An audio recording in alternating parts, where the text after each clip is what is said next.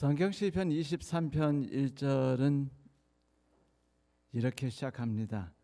여호와는 내게 목자시니 내게 부족함이 없으리로다. 다 함께 크게 따라 해보시겠습니까? 여호와는 나의 목자시니 내게 부족함이 없으리로다. 감사합니다. 제가 이런 거를 여러분들에게 함께 하자고 하니까 좀 어색하시죠? 저도 조금 어색합니다.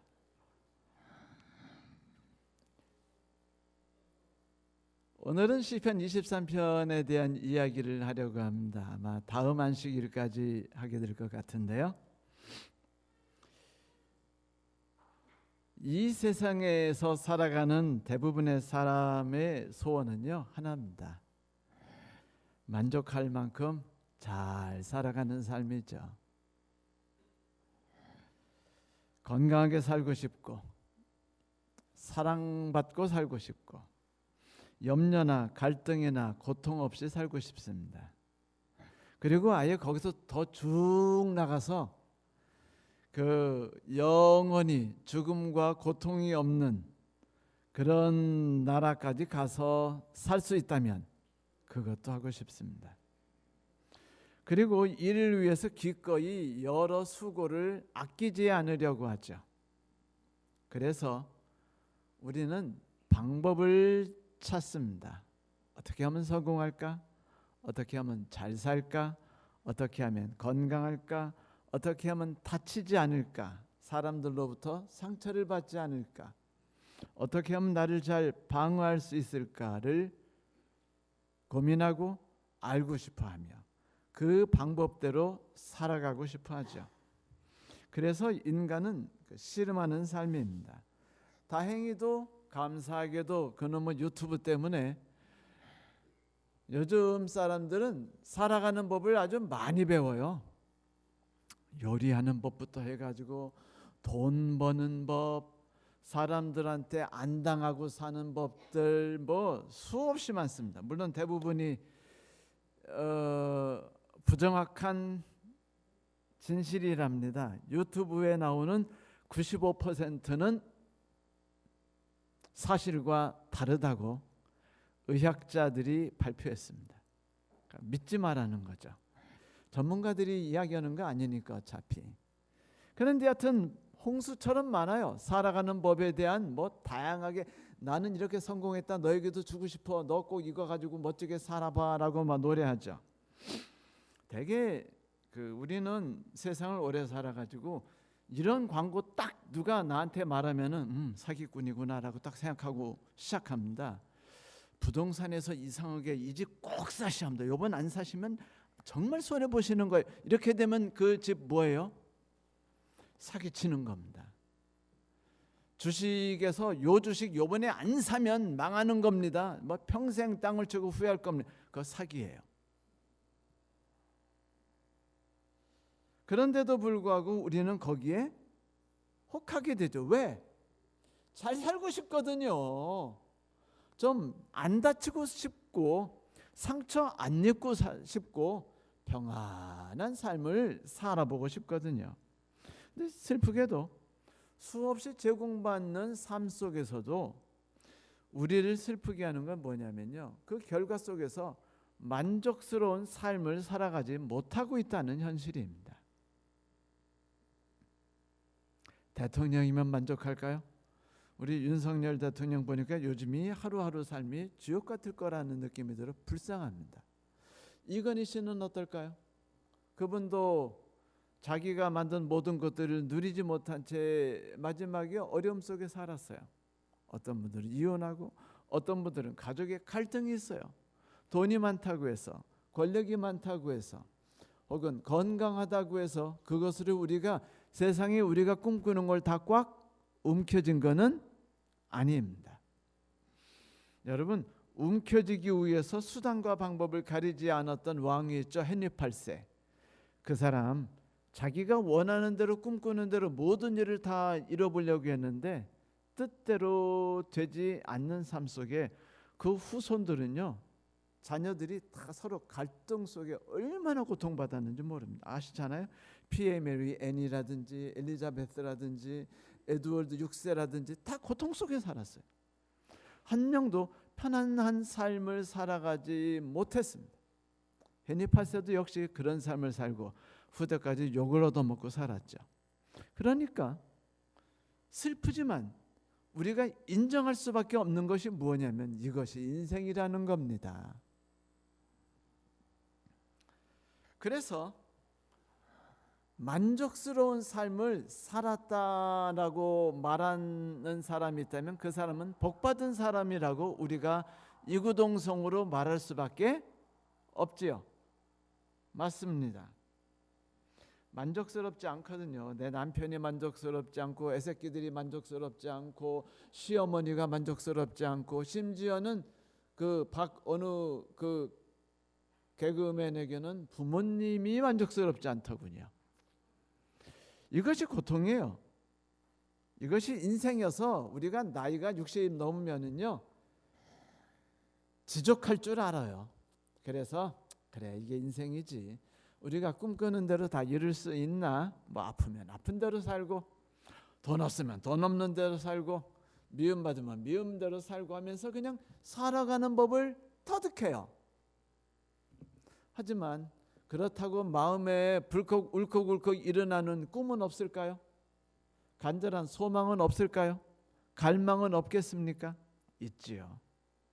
그건 뭐냐면 만족한 삶에 대한 것입니다. 정말로 부족함이 없는 삶에 대한 갈구예요.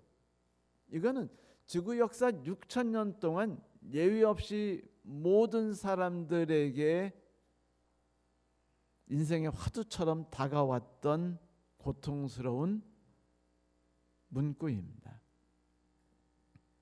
그런데 여기 어떤 정신 나간 것처럼 보이는 사람이 한 사람이 있어요. 이분이 시를 썼는데 그 시가 참으로 그 어처구니 없는 내용을 담고 있는데 참 흥미로운 것은요.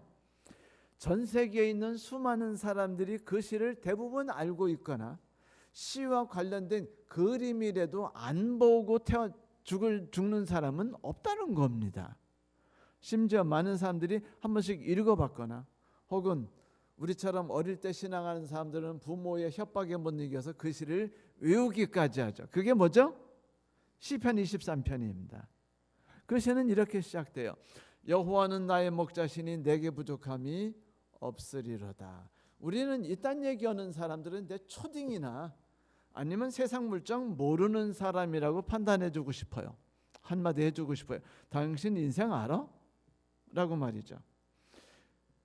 뭐 이렇게 생각하겠죠. 왕이었으니까.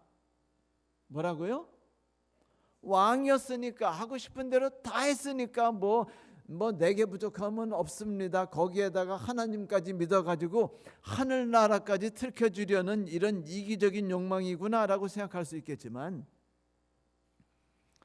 내심을 들여다보면 그의 삶을 들여다보면 그가 생각 없이 산 사람이 아니라는 걸 알게 되죠. 여러분 다윗이 인생이 평탄한 적이 있었습니까? 어려서부터 죽을 때까지 갈등과 시련과 눈물과 고통 속에 살았던 사람입니다. 헐벗음과 매일 겪는 험난한 삶, 목숨을 위협하는 사람들, 그리고 먹을 거를 쉬지 않고 걱정하는 삶 속에 살았습니다. 왕이 되었을 때도 편안한 적이 없었어요. 아들이 반란을 일으켜서 밤중에 맨발로 도망간 적도 있었습니다.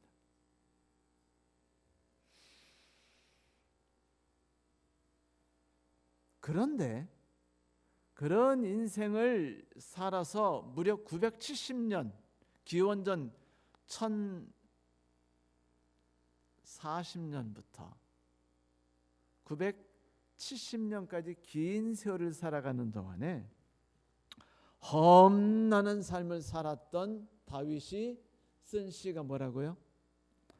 여호와는 나의 목자시니 내게 부족함이 없으리로다 라는 시입니다. 이것이 다윗이 쓴 시 중에 대표시예요. 여러분 이육사시 대표시 그러면 뭐 딱 생각나지 않습니까? 이은상 씨 그러면 내 고향 남쪽 바다, 친구 아내 몰래 훔쳐가지고 그것 때문에 멀리 타향으로 도망가가지고 눈물 속에 쓴 시, 내 고향 남쪽 바다.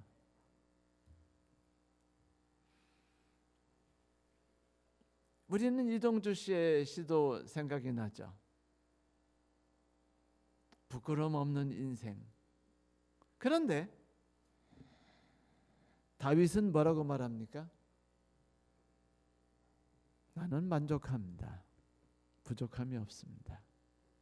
라고 말합니다. 그래서 너는 어떻게 해서 만족했고 어떻게 하면 부족함이 없다고 말할 수 있는 거니? 스스로 자기에게 환상의 그 최면요법을 걸어가지고 그렇다고 억지로 믿은 거니? 라고 질문하고 싶겠죠. 하지만 다윗은 정말로 그런 삶을 살았어요. 그가 겪고 있는 환경은 거칠고 험난했지만 이야기를 먼저 하고 넘어가죠. 그가 나를 푸른 초장에 누이시며 쉴만한 물가로 인도하시는도다. 맞아요. 여러분 양떼 그러면 생각나는 게 어디죠? 대관령 양떼 목장이죠. 혹은 양떼하고 찍힌 사진들 보면 다 뭐죠? 귀여운 양떼가 뭐 털은 하얗고 보송보송하고 예쁘장한 것들이 푸른 풀밭인데 어째 뛰어뒹구는 푸른 담요 같은 푸른 풀, 마음껏 맛있게 먹어댈 수 있는 끝없는 푸른 풀, 그죠? 정신과 생각을 시원하게 만들어주는 끝없는 푸른 풀들. 우린 이것만 생각해요. 하늘은 푸르고 맑고 녹색의 융단 같은 그 푸른 풀들이 이건 다 먹을 거면, 이건 다 내가 눕고 뒹굴 거면 이것이 다 내가 뛰어놀 수 있는 공간이라고 생각하죠. 근데 여러분 정말로 양들이 이런 데 살까요? 다윗은 그런데 여러분 이런 양이 사는 곳은요 목자가 존재하지 않습니다. 목자가 필요 없어요. 그리고 이런 양을 우리는요 양의 삶이라고 말하지 않고 뭐라고 해야 하냐면 우리 속에 들어있는 사육되는 불쌍한 양이라고 말해야 할 겁니다. 걔네들은 푸른 초장서 살아요. 그런데 실제 양들은 어디 살았는지 아시죠? 우리 인생 같은 곳에서 살았어요. 사망의 음침한 골짜기, 거칠고 황량한 뜰, 풀이라고는 대체 보이지도 않는 땅, 시원한 물가가 어디 있는지 찾아볼 수 없는 곳. 여러분 꼭 우리 인생 같지 않아요? 인생 쉬고 싶은데 쉬질 못해서 스트레스 받아가지고 수면제 드셔요. 그렇지 않습니까? 쉬고 싶은데 미래에 대한 집이 필요해요. 자식 새끼 먹여 살려야 돼요. 그리고 집도 사야 돼요. 그래서 막 투자하다가 망했어요. 그래서 오늘도 아침 일찍 나가서 밤늦게까지 일해야 되니까 또 쉬지 못해요. 몸은 사정없이 아픕니다. 이게 인생이에요. 푸른 풀밭, 어디에 푸른 풀밭이 있어요?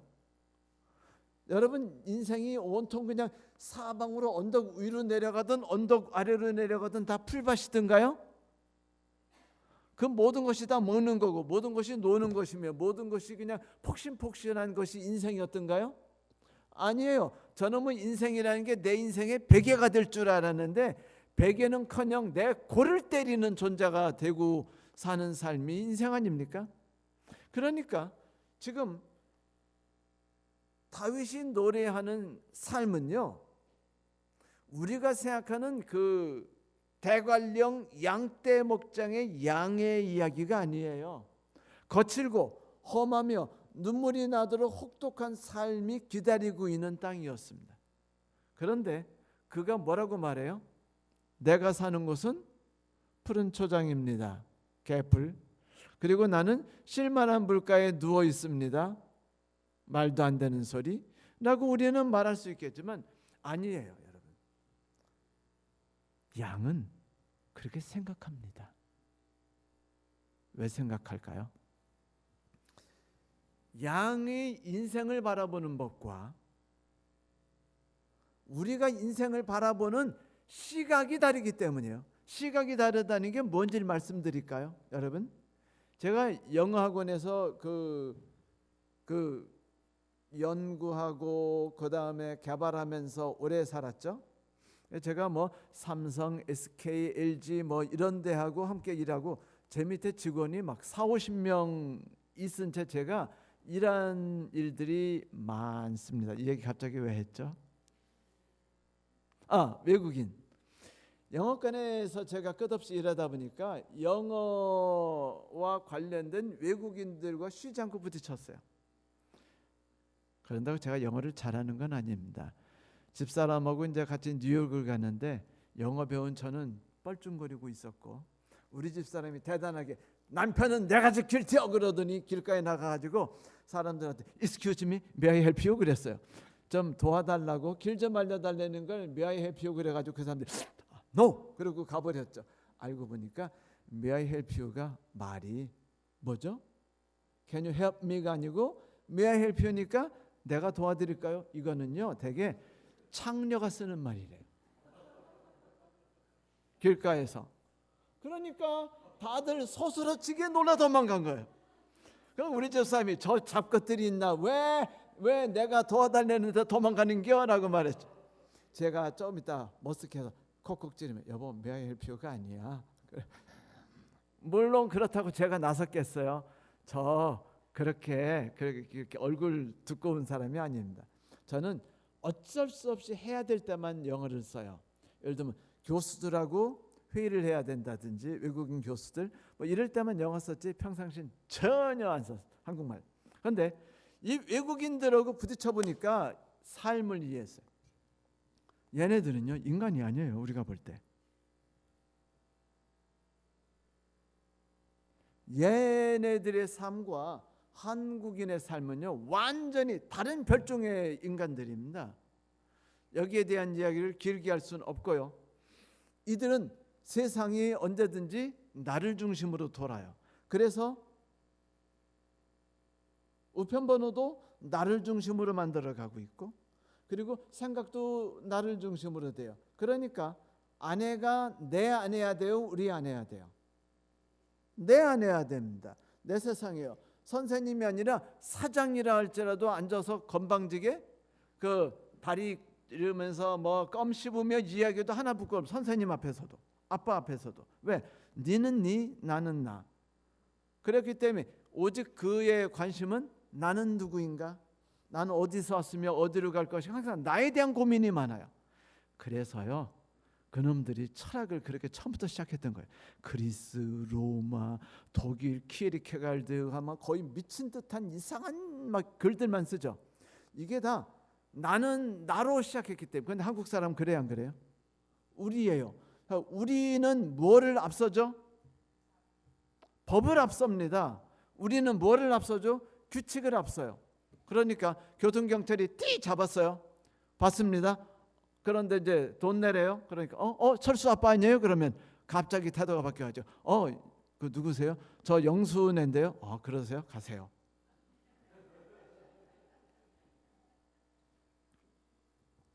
한국 사람에겐 애초부터 우리라는 것서부터 시작하기 때문에 법이고 나발이고 없어요. 누가 범죄를 저질렀어요? 내 가족입니다. 그러면은요 가족부터 보호합니다. 그러다 보니까 여기에서 일어나는 많은 문제도 있고 하죠. 그래서 우리는 융통성이 많다고 말해요. 왜냐하면 언제든지 법을 상황에 따라 어길 수 있는 존재들이거든요. 서양인은 그걸 이해하지 못했습니다. 동양인은 우리는요 그들을 이해 못했어요. 왜냐하면 저것들은요 마음이 없어요. 뭐밖에 없어요? 법밖에 없는 놈들입니다. 따뜻한 마음이라고 없어요. 가족이라도 고발해요. 그러니까 법대로 살지 않으면 안 된다고 생각하고 있어요. 그러니까 서로 간에 충돌합니다. 그리고 우리는 부모로서 자녀 삶에 간섭할 권리가 있어요, 없어요? 어릴 때부터 키워요. 이러면 돼, 안 돼, 이렇게 따라해, 알았지? 엄마 말씀 들으면 너 성공해. 미국에서 그렇게 나가면은요 경찰에 잡혀갑니다. 왜냐하면 아이의 삶을 간섭할 권리가 없기 때문이에요. 그렇기 때문에 걔네들은 고등학교만 다녀도 부모고 살면은 뭐를 내고 다녀야 돼요? 방세 내고 다녀야 돼요. 너는 너, 나는 나. 이기 때문입니다. 자, 이렇게 서로 부딪히는 새로운 삶에 서로 이해할 수 있을까요, 없을까요? 없죠. 마치 부부처럼. 부부도 똑같아요. 남편과 아내가 얼마나 틀린 줄 아세요? 아내는요, 사실이 중요한 존재가 아니에요.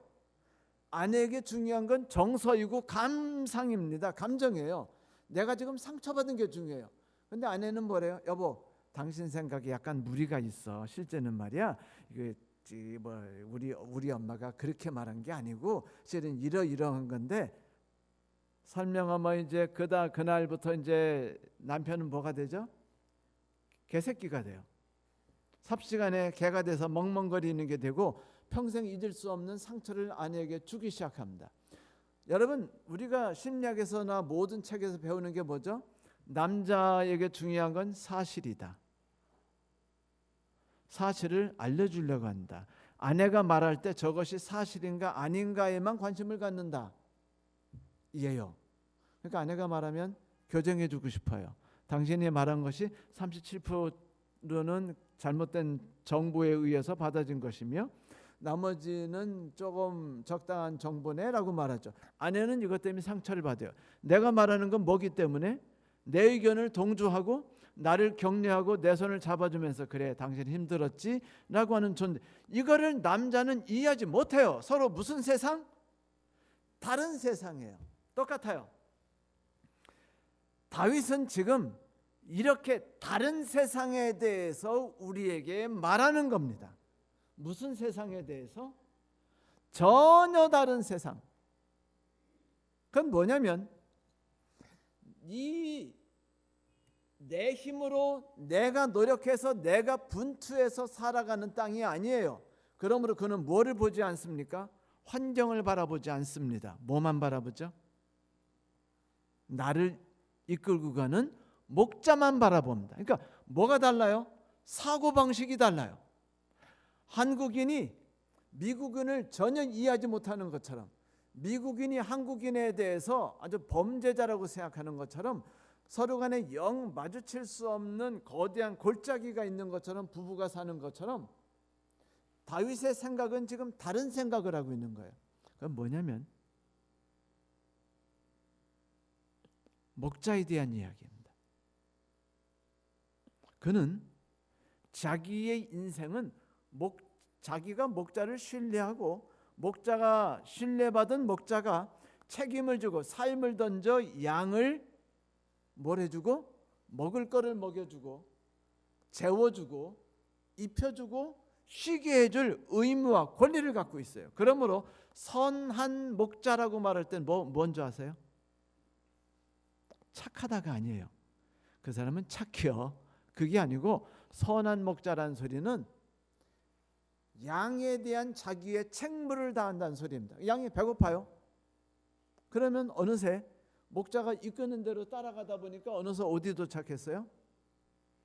내가 봤을 땐 분명히 무엇밖에 없었는데 자갈과 모래와 뱀과 늑대밖에 없었는데 밥 먹을 때 되니까 풀밭에 내가 앉아있더라 이거예요.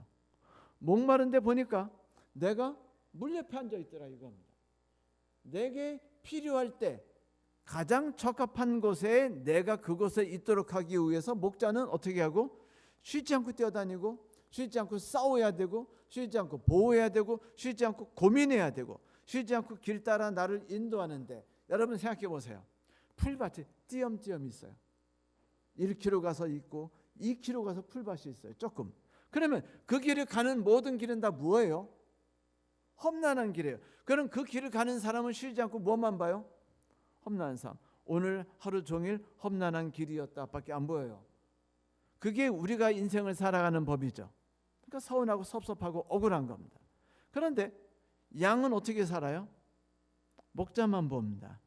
그냥 목자가 가는 대로 따라다니고 목자의 냄새만 맡고 목자의 소리만 들어요.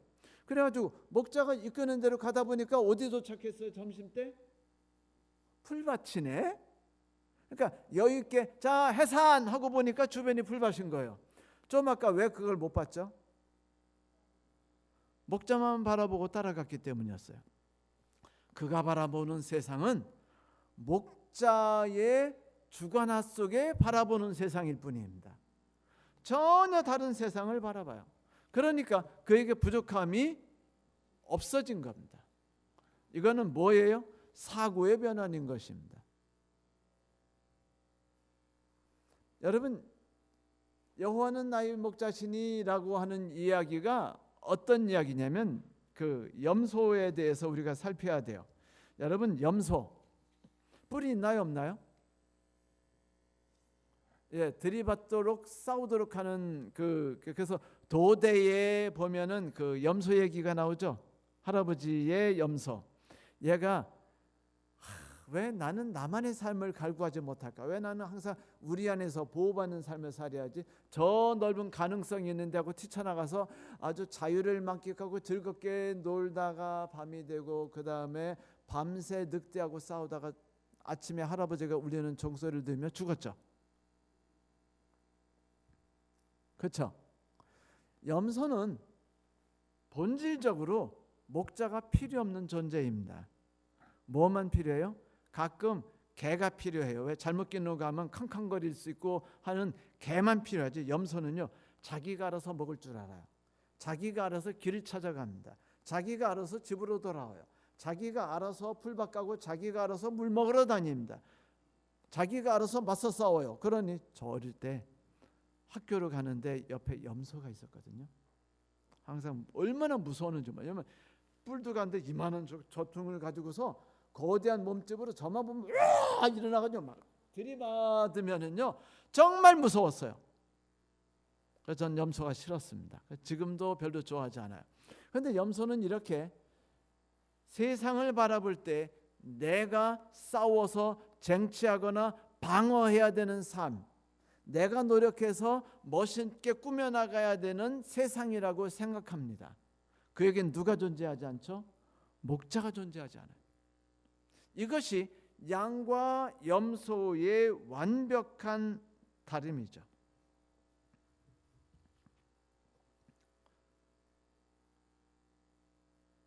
만약 우리가 염소라면요 이렇게 하겠죠. 양이 우리를 끌고 가요. 그럼 이러겠죠. 저기요 목자님, 여기 좀 길이 이상한 길로 가지 않습니까? 이 길로 가다 우리 다 목말라 죽을 것 같은데요. 인생이 고달파질 것 같아요. 여기 사망의 엄침한 골짜기 아닙니까? 이성적인 사람이라면 이 길로 안 갈 텐데요 라고 이제 목자한테 이야기할 거예요. 그렇죠? 마치 무리바와 마사에서 예수님 하나님께 항의하는 사람들처럼 이 길은 아니잖아요 라고 말한 것처럼. 제가 당신을 의지하고 신뢰해야 되는 건 아는데 환경을 보아보니 아무리 생각해도 지금은 목자님을 의지하지 않고 제 힘으로 좀 살아갈 길을 차지할 것 같습니다. 미안합니다. 나중에 목자님 따라다니고 지금은 우선 제가 먹고 살 길을 찾아볼게요. 꼭 우리 말하는 것 같죠? 그죠? 여러분, 이러는 양 보셨어요? 양은 이러지 않아요. 양은요, 길짜기가 사망의 엄침한 골짜기든 늑대가 나타났던 거친 황야이든 그것을 바라보더라도 두려워하지 않습니다. 염려하지 않아요. 내가 이 꼴로 가다가 내가 정말 편안한 삶을 누릴까? 내 미래가 온전할까? 이런 걱정하지 않습니다.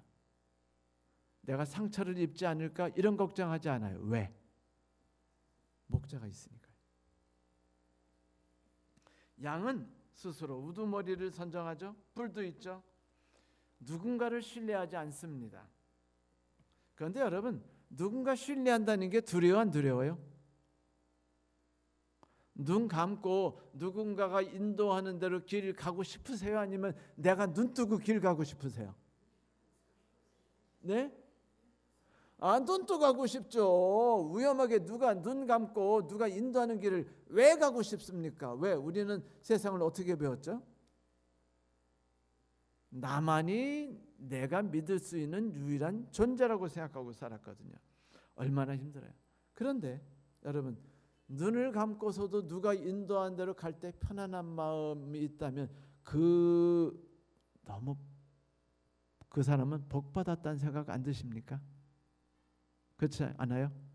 누군가를 믿고 나를 맡길 수 있다는 거 행복하지 않습니까? 그것만큼 우리가 꿈꾸는 게 어디 있어요? 그러나 이루지 못하는 게 또 어디 있습니까? 그래서 우리는요, 우리도 모르게 지나치게 방어적이 되고 지나치게 공격적이 되고 자신의 누구도 신뢰하지 않게 됩니다. 그리고 우리는 사막이나 광야를 선호하지 않죠. 안전한 삶을 꾸리기 위해서 젊을 때부터 목숨을 거는 이유도 그것 때문입니다. 누군가가 이끄는 것과 의지한 채 내 미래를 맡기는 건 너무 힘들어요. 그러나 여러분, 그 일을, 우리가 지금 가고 있는 길이 첫 번째 걸었던 분이 있었죠. 누구였죠? 아담과 하와였어요. 근데 아담과 하와가 그 첫 번째 길을 걸어가지고 결과가 어떻게 됐어요? 망했죠.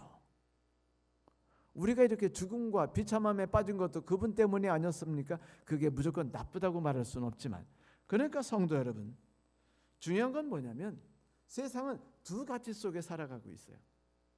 내 힘으로 거칠고 험하게 누구도 신뢰하지 못한 채 살아가는 두려움과 불안과 스트레스 속에 살아갈까?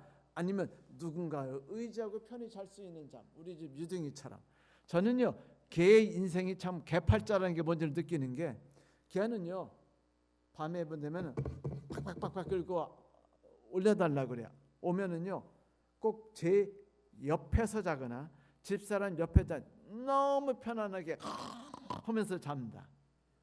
얼마나 보기 좋은 줄 아세요?